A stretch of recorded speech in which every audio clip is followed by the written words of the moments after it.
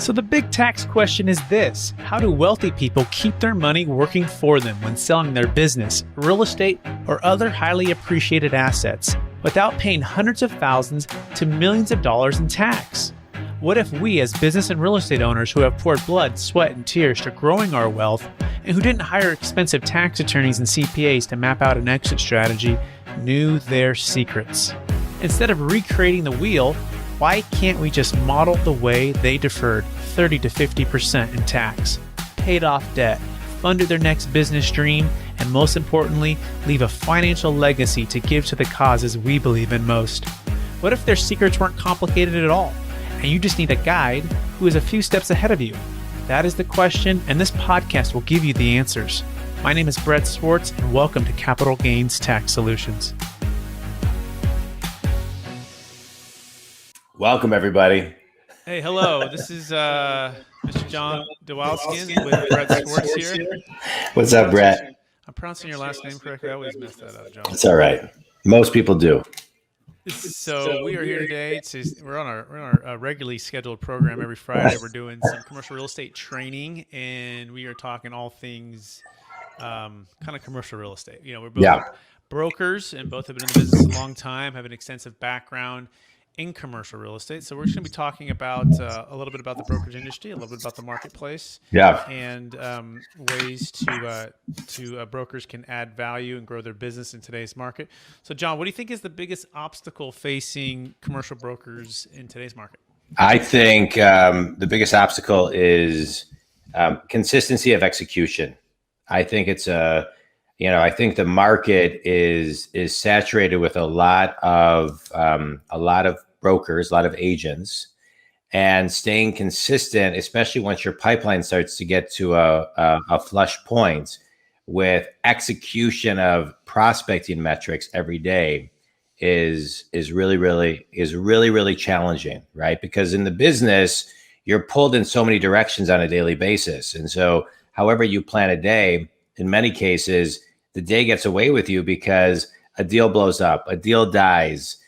You have to work on something from the outside in. It looks like it would take 1 minute, but it really takes 2 hours, right? Or 4 hours or 6 hours. And it can be very mentally taxing. But getting back to center and figuring out how to execute consistently is what is is a huge differentiator. Huge.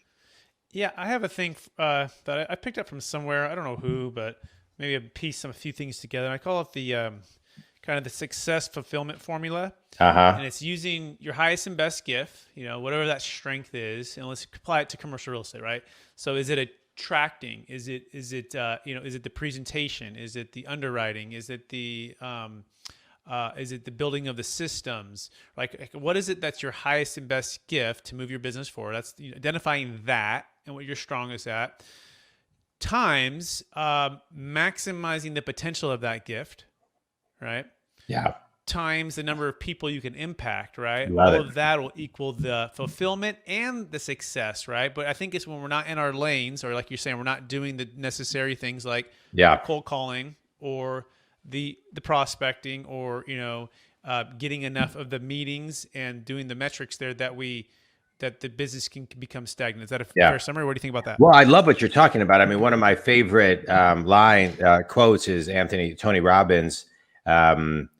Success without fulfillment equals failure. I mean, I think everything, the foundation of everything is fulfillment, and I think to be in the commercial real estate business, I think you have to be fulfilled. It's got to be something that fulfills you, because it's too hard.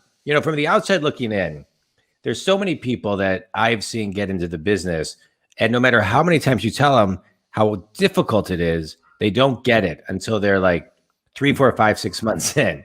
And they're like, oh yeah, this is really, really hard.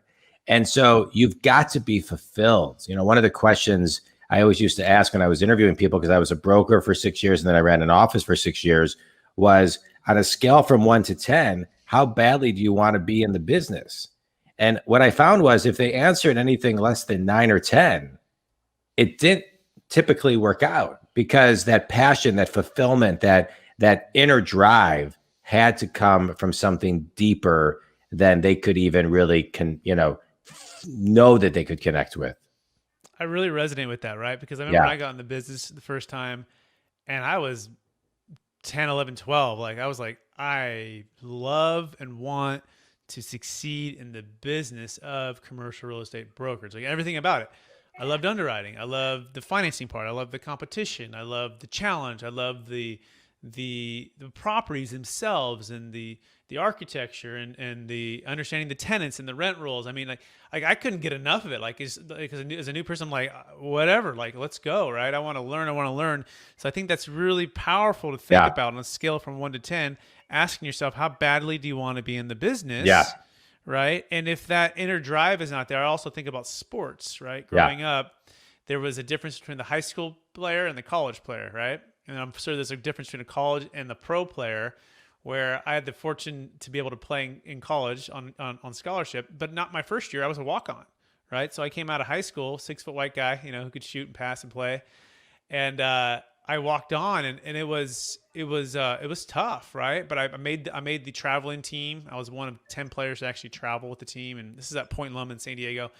But I was just growing and learning, and my game was getting better and better because I had great competition, people that were better than me, and so that leveled me up to go to a junior college, and then I had a chance to win the scholarship, right? Earn the scholarship. So I think there's a lot of correlation between, let's even say sports, from let's say high school to college to pro, or even like commercial real estate. It really felt like I was in the pros when I was at Marcus and Millichap. When you talk about the pros, if we just stick on the whole idea of, pros, athletics, athletes, to me, when I hear you talk, I think about fundamentals. If you just go back and you look at a guy like Larry Bird, who is not a natural athlete, but fundamentally sound, worked on his fundamentals day in, day out. Somebody asked me yesterday, I was actually a guest on a podcast, and they said, if you could have dinner with anyone who's living, who would it be? And I said, Michael Jordan, because I would just want to talk to him about the fundamentals of everything, right? The fundamentals of practice, athletics, life, and just because to me, he really defined fundamentals. I mean, we can point to a lot of people, and people may judge that I'm not saying someone that's like so, whatever, culturally, whatever, but or political. But to me, life is about fundamentals. Life is about showing up. There's the Michael Jordan commercials that they show now. I mean, there's nothing more powerful than mastering fundamentals on a daily basis.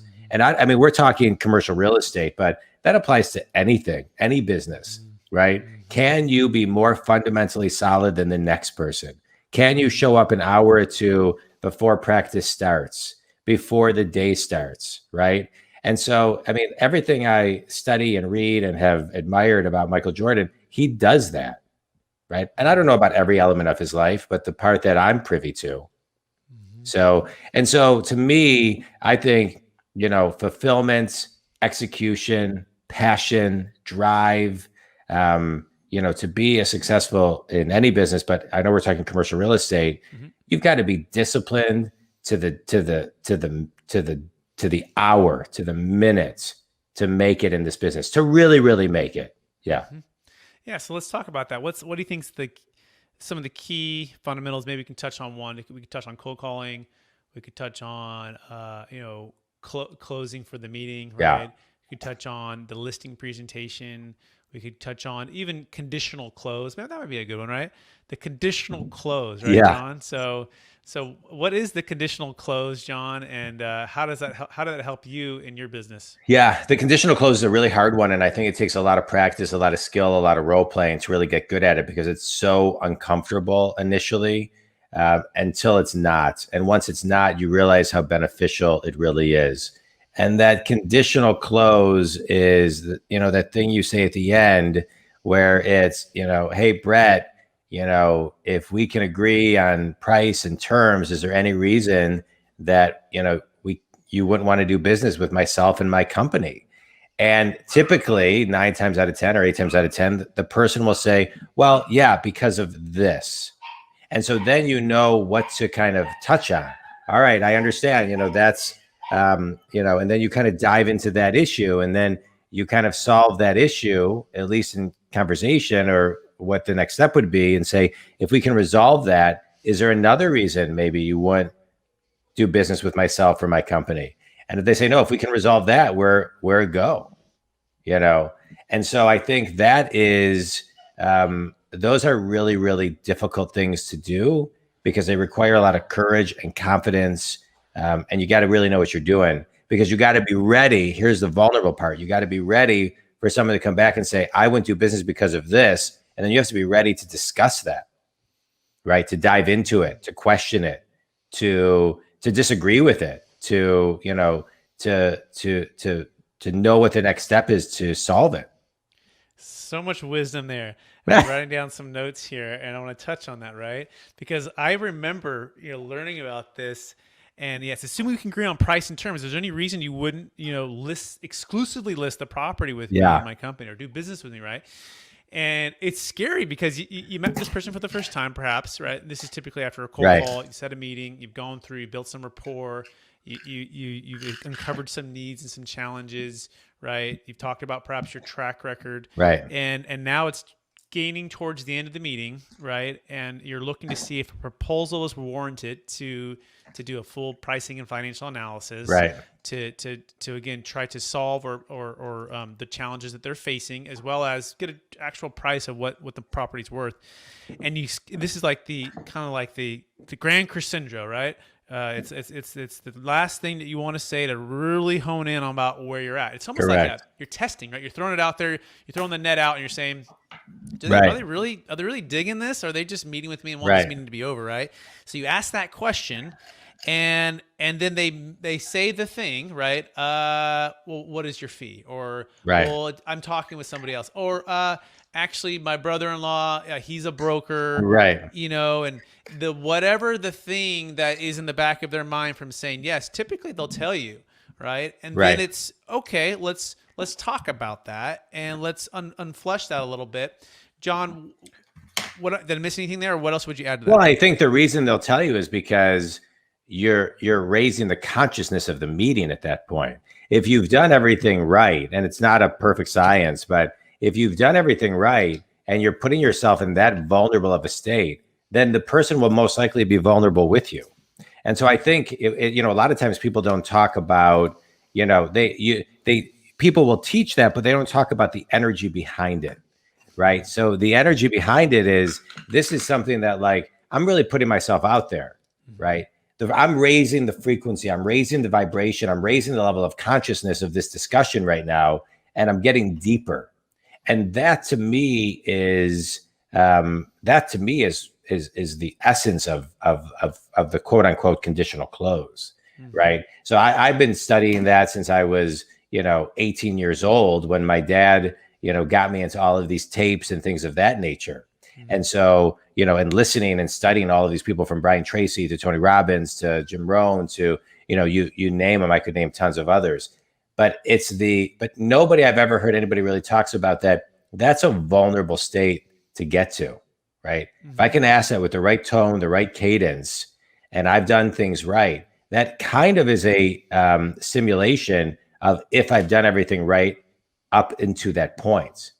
If they won't open up to me, then I have to look back and say, okay, where did I not build the relationship capital along the way for them to be real and honest with me? Right. So that's a very defining moment. I think. So let's role play now, right? Let's bring this home for folks, right? You ready, John? You want to be the buyer or the seller? Or you want to be the seller or the agent? What do you want to be? I'll be the seller, sure. Okay, so you're the seller. All right. So we sat down, we built some rapport already. I've uncovered some of the needs. John is considering listing his property, right? And I've come to kind of the end of the meeting. So John, assuming we can agree on price and terms, is there any reason why you wouldn't allow me to exclusively list the property with you, for you, and sell this and do a great job and meet all of the things we just talked about? Yeah.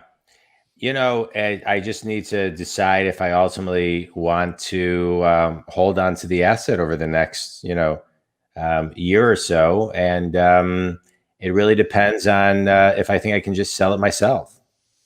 So you're still considering whether or not you're going to sell, and if I'm hearing you right, and whether or not it might be a good idea to list it yourself. Is that a fair summary? Correct. So, what do you mean by list it yourself? Could you, or sell it yourself? What Yeah, does that look like? put it on LoopNet. Yeah, just you could buy that thing, right, for about 120 bucks, put it on LoopNet and see what happens. The market is pretty hot, you know. So what is what is your experience with that, or have you done that in the past? Yeah. No, I have not. So it'll be the first time. Okay. So the um, the question I have for that is do you think competition can really help you get a higher price? In other words, you know, here at XYZ company and what I do, one of my passions, John, is creating competition and getting Yeah. people to bid up your property, your deal. So do you think you might be missing a chance to get more competition if I can bring every single buyer who's bought in the past that I've talked with, you know, and by the way, I've done my homework. I know these people, I've closed with them, right? These relationships, do you see how that might be able to outlast just putting on LoopNet? Yeah, probably.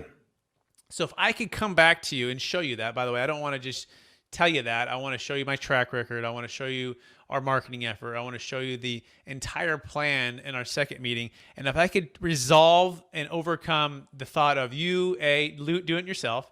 And by the way, if I come back and you feel like you can do it yourself, I'll respectfully say, great, list it, go for it, and I'll give you a high five, you get that price. But if I Yeah. come back and show you in our second meeting to your satisfaction that our marketing plan will do XYZ, get you a higher price, better terms, more competition for your deal, is there any other reason why you wouldn't allow me to exclusively list your property? Nope. I think it's pretty great.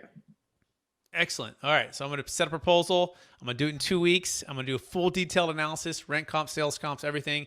We'll meet back here in 2 weeks and I'll present that to you. How does that sound? Sounds great. Perfect. Sounds great. Good job.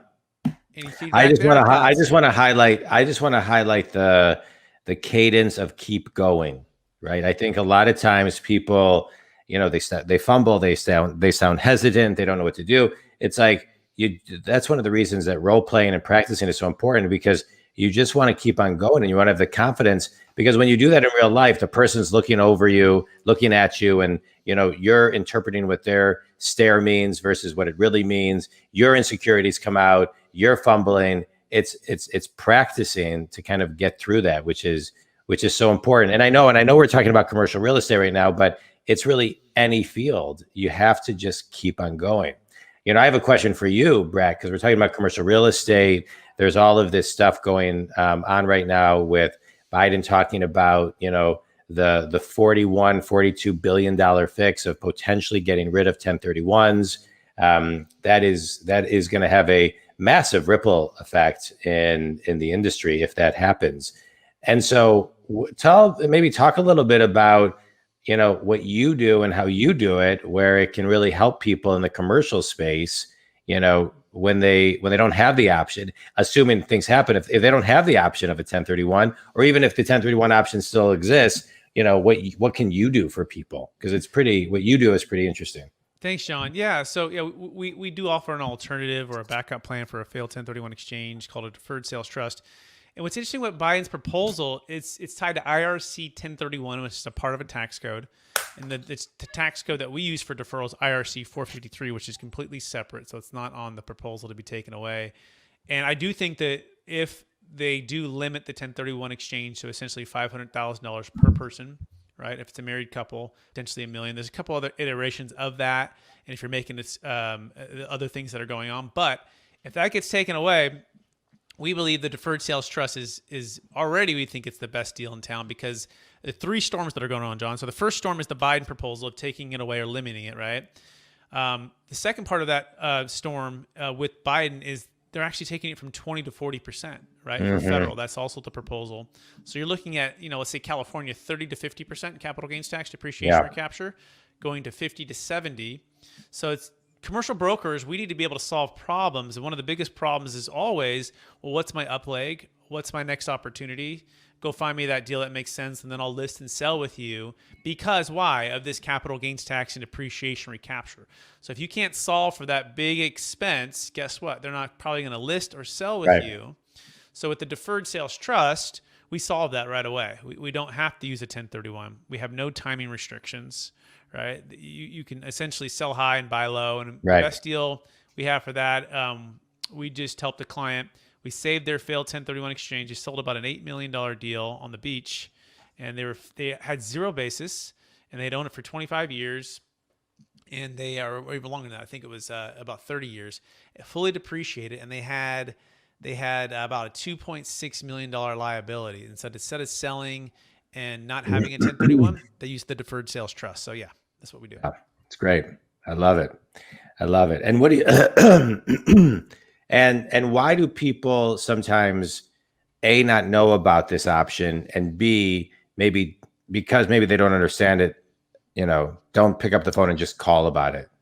Yeah, I think it's two things, right? By the way, I learned about it at Marcus and Millichap in 2010. So at 1.9, I didn't know about it. And then my manager brought in my business partner to speak about it. And then all of a sudden I knew about it. But even then, that was over 11 plus years ago.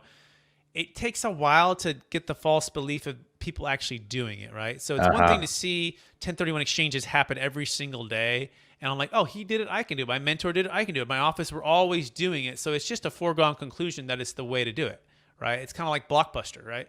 You never thought 10 years ago that you couldn't rent a movie from a store, right? And then all of a sudden Netflix came out, and there's people who were like, oh, what's this Netflix? I'm not doing that in the mail or online. But now it's the foregone conclusion that everyone has Netflix and they use Netflix. So that's where I feel the deferred sales trust, it's just, there's only a few people that are actually doing the deals.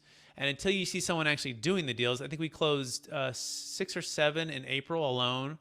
And then we closed a couple this month in May, and then we're closing another like 5 or 6.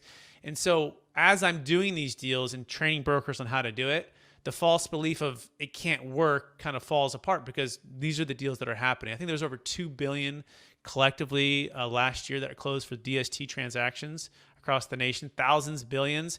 I think part of it is the 1031 exchange companies don't want you to know about it, right? They want to beat the drum of the 1031. Part of it, the commercial real estate broker houses, I think part of it is they're in the business of doing 1031 exchanges for clients to get more transactions, to be really honest, right? In fact, my Marcus and Millichap broker who brought him in, he was fired a couple years later because the market crashed and everything was tough.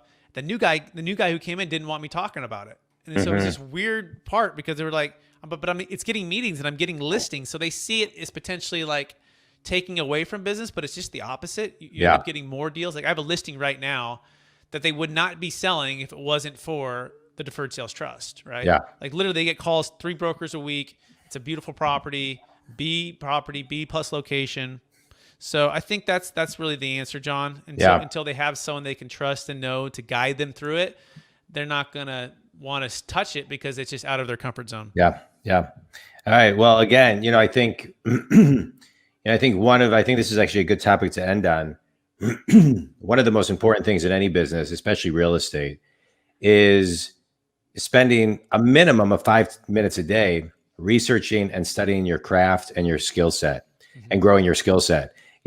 Doing research, whether it's reading, listening to a podcast, reading an article, listening to, the list goes on and on, reading a book, reading a magazine, reading anything is so important. And so we really, really have to commit everybody to the growth of knowledge, because knowledge, I really do believe, is power. And being able to educate somebody on, all, 3, 4, 5, 10 indicators that you're seeing in the marketplace based on list publication, list someone you talk to, et cetera, really positions you as an authority figure to be known in the business. Yeah. And the last thought I'll have too is we are also taught to not play the principal, right? As a commercial real estate broker, it's for your client to make the decision on selling or accepting the prices, right? You're here to present the options and solutions to their challenges, whether that be like a reverse 1031 exchange, whether that be an opportunity zone, whether it be a charitable remainder trust or a Delaware statutory trust or a deferred sales trust, right? It's not your job to be the CPA attorney playing principal. Say, hey, here's a potential option. Hey, I'm not a CPA tax attorney.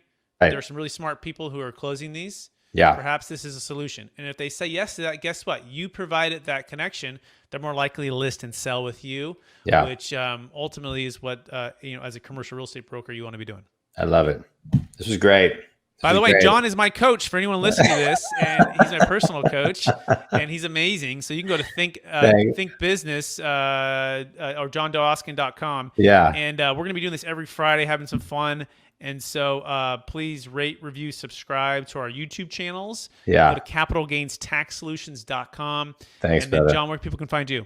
JonDwoskin.com. Everything's there. Everything's everything Dwoskin. that they would. It's crazy spelling. DWOSKIN. I don't know if it's that crazy. John, by the way, no H, so JON. Yes, because you might be listening to this on not seeing the video. Thank you, Brett. Yeah. This was great. Thanks, man. I always enjoy talking with you. I love the service that you're bringing because it's not as well known as it probably should be in the ears and minds. But it needs that exposure so people have that option. And I know you're helping a ton of people. So good work. Thanks for everything you do. And thanks, everybody. If Brett can help you, I gave you all the contact information for both of us. And that's it. Thanks, everybody. Thanks, See you Brett. next week, sir. Fun doing it with you. Okay. Bye now. You have just listened to another information-packed episode of Capital Gains Tax Solutions with Brett Swarts. We hope you enjoyed today's show and found it helpful. Visit capitalgainstaxsolutions.com to access the show notes and to access more resources. Don't forget to leave a review and join us again next time.